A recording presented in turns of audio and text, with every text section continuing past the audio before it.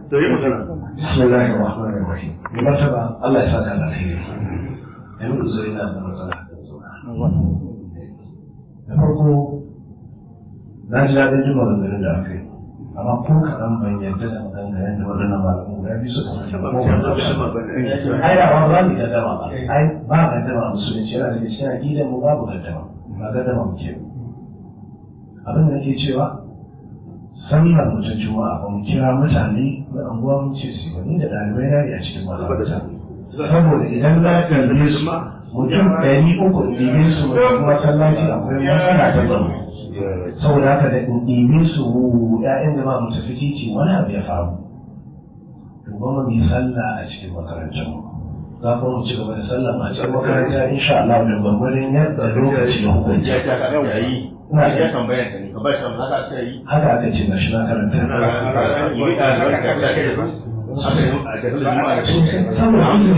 ina zuwa jayayya kuka ce ba wani jayayya ku bani in magana ma da dan zama nan ma na kai hakuri kai hakuri ne magana ma na kai hakuri ma na shi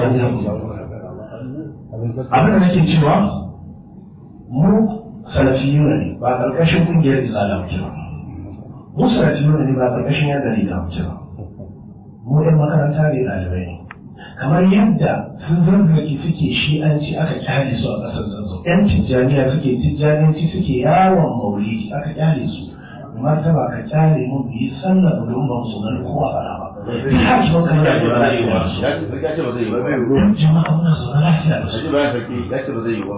hadisin annabi ya ce hadisin annabi ya ce saboda haka za mu ci gaba da sallah mu insha Allah a constitution na ƙasa constitution na